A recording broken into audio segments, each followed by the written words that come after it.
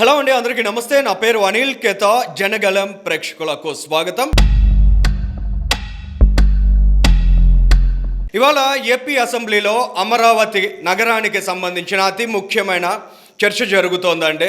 రాజధానిగా అమరావతి నగరానికి పకడ్బందీగా చట్టబద్ధతను కల్పించే దిశగా పడుతున్న అడుగులను మనం చూస్తున్నాం.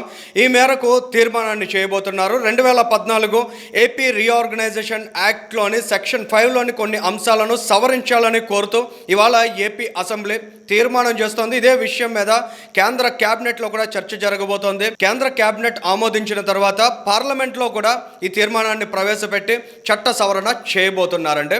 ఇది దీనికి సంబంధించినటువంటి క్లుప్తమైన సమాచారం. ఇదంతా ఎందుకు జరుగుతోంది?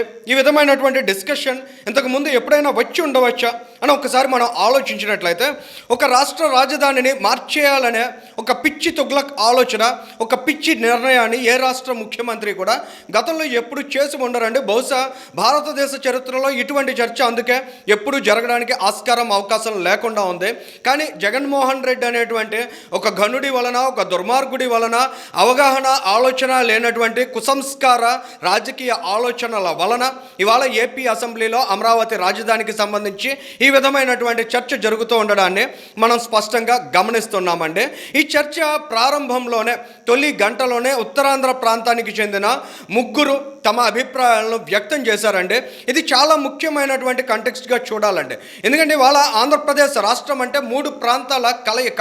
అటు రాయలసీమ, ఇటు ఉత్తరాంధ్ర, మధ్యలో ఉన్నటువంటి కోస్తాంధ్ర, ఈ 3 ప్రాంతాలు కలిసికట్టుగా ముందుకు వెళ్తేనే ఆంధ్రప్రదేశ్ రాష్ట్రం అనేది సుసంపన్నమవుతుంది. ఈ రాష్ట్రం అద్భుతంగా అభివృద్ధి చెందడానికి అవకాశం ఉంటుంది. కానీ జగన్మోహన్ రెడ్డి నాడు చేసినటువంటి దుర్మార్గమైన ఆలోచన ఒకసారి మనం గమనించినట్లయితే, విభజించి పాలించు, విద్వేషాన్ని రగుల్చు అనేటువంటి ఆలోచనతో, అనేటువంటి అజెండాతోటి దుర్మార్గమైనటువంటి అడుగులు వేశాడండి. అందులో భాగంగానే 3 రాజధానులు అనేటువంటి ఒక వికృతమైనటువంటి రాజకీయ క్రీడతో పాటు ఈ ప్రాంతాల్లో ఉండేటువంటి రాజకీయ నాయకుల్ని కూడా రెచ్చగొట్టి చాలా దిగజారుడు భాష, ముఖ్యంగా మనం ఉత్తరాంధ్ర వంటి ప్రాంతాలను గమనించినట్లయితే ఇక్కడ నాయకులు ఎప్పుడు కూడా చాలా సౌమ్యంగా ఉంటారండి. వారి స్వభావం కూడా చాలా సున్నితంగా ఉంటుంది.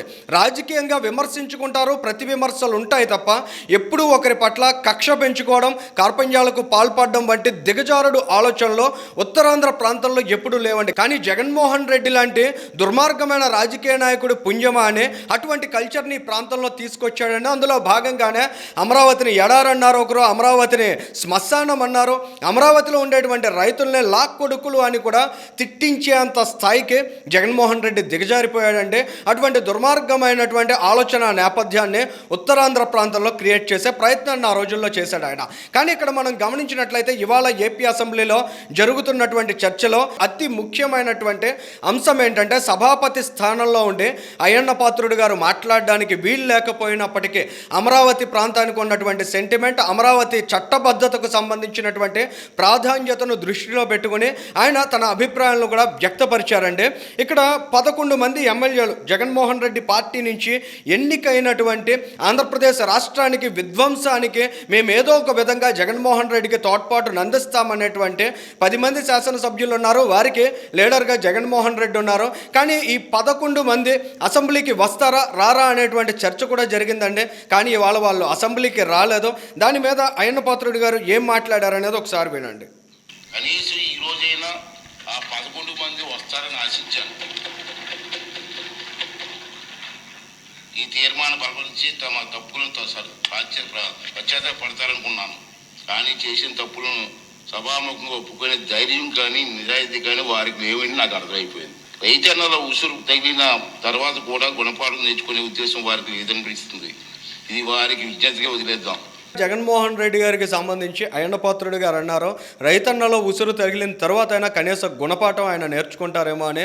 అమరావతి రైతులే కాదండి, ఆంధ్రప్రదేశ్ రాష్ట్ర ప్రజానీకం యొక్క ఉసురు తగిలిన తర్వాత కూడా జగన్మోహన్ రెడ్డికి కనువిప్పు కాలేదనే విషయం చాలా స్పష్టంగా గడిచిన 20 నెలలుగా జరుగుతున్నటువంటి పరిణామాలన్నీ గమనించినట్లయితే చాలా స్పష్టంగా అర్థమవుతుందండి. గౌతు శిరీష్ గారు 3 అంశాలని లేవనెత్తారండి.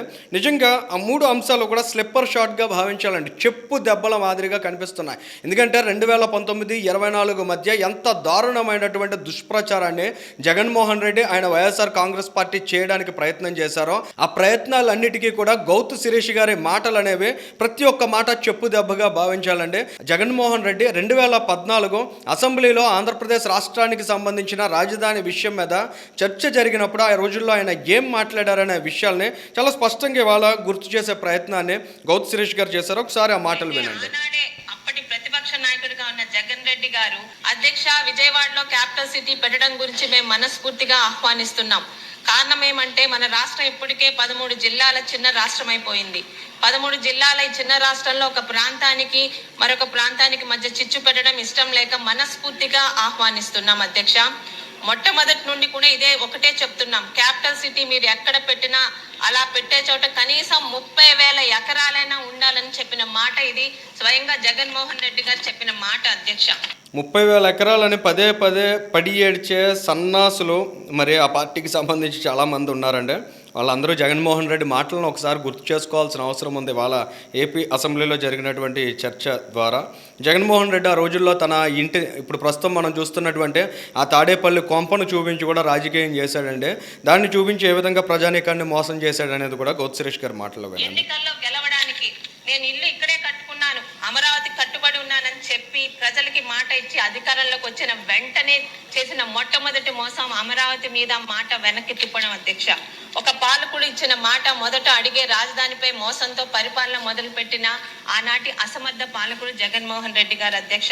జగన్మోహన్ రెడ్డి అసమర్థత, జగన్మోహన్ రెడ్డి చేతకానితనాన్ని కప్పిపుచ్చుకోవడానికి రాజధాని విషయంలో ఆయన ఒక్క అడుగు కూడా వేయలేడనే విషయాన్ని గ్రహించి ప్రాంతాల మధ్య చిచ్చు పెడదాం, తద్వారా రాజకీయంగా ఏదో ఒక ప్రాంతంలో నేను ఉనికిని కాపాడుకునేటువంటి ప్రయత్నం చేద్దామనే దుర్మార్గమైన ఆలోచన రోజు చేశారండి.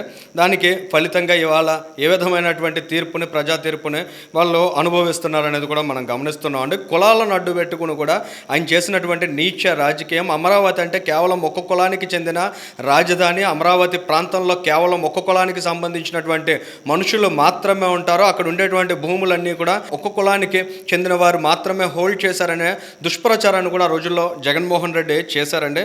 దాని మీద కూడా గౌతు శిరీష్ గారు ఇవాళ రిప్లై ఇచ్చారు. చూడండి. రాజధానిపై ఆయన కుట్రలు కులాల మధ్య చిచ్చుతో మొదలు పెట్టారు అధ్యక్ష.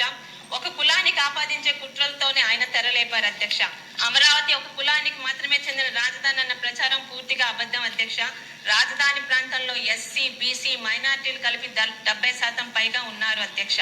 6 ఎస్సీ నియోజకవర్గాల మధ్యలో ప్రజా రాజధాని ఏర్పాటు చేయడం ద్వారా దళితులు అలాగే బలహీన వర్గాల అభివృద్ధికి అమరావతి ఒక బలమైన వేదికగా నిలుస్తుంది అధ్యక్ష.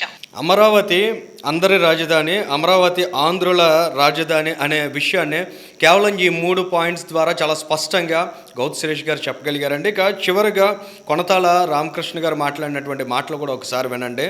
అంటే ఈ ప్రాంతం, ఉత్తరాంధ్ర ప్రాంతం ఏ విధంగా ప్రజల త్యాగాలకు, రైతన్నల త్యాగాలకు విలువనిస్తుందనే విషయం కూడా చాలా స్పష్టంగా అర్థమవుతుందండి ఆయన మాటల్లో.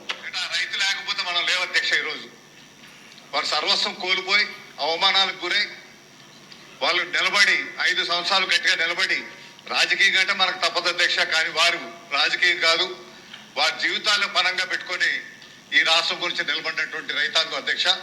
వారికి ఈ సభ గౌరవ సూచకంగా వారికి నా పాదాభివందనాలు మీ ద్వారా తెలియపరుస్తున్నా అధ్యక్ష. ఇదండి ఉత్తరాంధ్ర ప్రాంతంలో ఉండే నాయకుల యొక్క అసలు స్వభావం. అంటే మనకి గతంలో జగన్మోహన్ రెడ్డి చూపించిన బూతులు, జగన్మోహన్ రెడ్డి మాట్లాడించిన విచ్చలవిడి భాషా దిగజారుడు తనం కాదండి. ఇవాళ ఎంత గౌరవప్రదంగా, ఎంత స్పష్టంగా ఉత్తరాంధ్ర ప్రాంతం నుంచి అమరావతి రాజధానిని బలపరుస్తూ నాయకులు తమ ఆలోచనలు ఎక్స్ప్రెస్ చేశారనే విషయాన్ని, విధానాన్ని ఒక్కసారి గమనిస్తే జగన్మోహన్ రెడ్డి నాటి రోజుల్లో ఎంత దుర్మార్గమైనటువంటి సంప్రదాయాలను ప్రారంభించాడనేది కూడా క్లియర్గా అర్థమవుతుందండి. ఈ వీడియోకి సంబంధించి మీ అభిప్రాయాన్ని కూడా కామెంట్ చేయండి. Thank you.